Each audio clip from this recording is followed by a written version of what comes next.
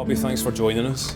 You're welcome. Thanks for the songs. How would you define your guitar style? It's very idiosyncratic. Aye, it was accidental. It's probably the best the best way. I decided to learn how to play flamenco in around 2005. Just as my father was all the time, and I thought it might be. I'd heard that it was something that was really difficult to learn how to play. I wanted something I could just throw myself into and just obsess over, and kind of forget what was going on for a little while. So I started learning. I started listening to a load of flamenco music, and I got a cheap flamenco guitar and started learning how to fingerpick and do all the various techniques. Then after a while, I got really bored with the tunes. Basically, it's melodic. Flamenco music melodically is quite conservative. It's quite dull to me, But I really loved the emotive qualities. I really loved the passion and the violence of it, and the techniques.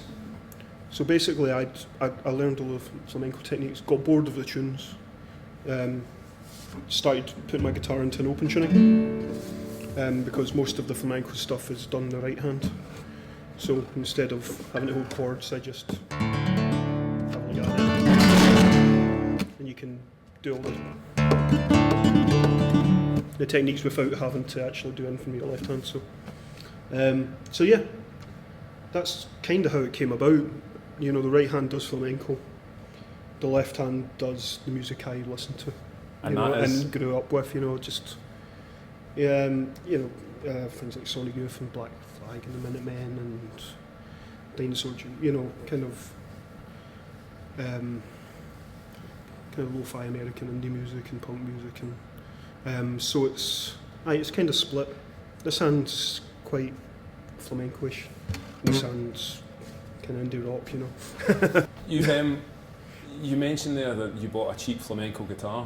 Yeah. Is this it? No, I then bought a really expensive flamenco guitar. I got it made for me actually.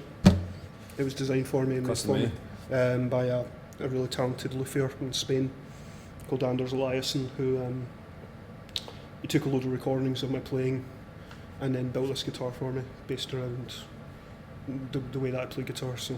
And it has the evidence of one or two successful gigs on it. Just a wee bit. It's not even that old. I'm just not particularly accurate. I miss the scratch plate quite a lot. But no, I love this guitar. You've got some gigs coming up at Celtic Connections. Yes, we've got 21st of January at the Mitchell Library, where the Cairn String Quartet are going to play with me.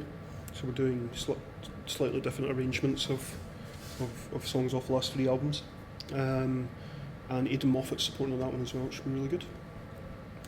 Then 28th, I'm supporting Mogwai at the concert hall, which I think will be my biggest Glasgow show to date. I think it's bigger than Barrowlands. I've toured quite a bit with Mogwai, so I'm quite comfortable playing with them. So I'm really looking forward to it as well. I'm looking forward to hearing their new songs. Certainly quite a difference in the levels of noise. Yes. But one thing I found when I toured with them was that their audience are really open to the kind of stuff I do. Because melodically it's not dissimilar. It's just, as you say, it's two extremes of the volume level, Then after that, 6th of February, I'm going up to Aberdeen to do the Lemon Tree, which I really love. I love that place. So yeah, that should be good. And then I'll be out in March to tour, but I'm not sure where yet. So. Hubby, thanks very much. You're welcome. Thank you.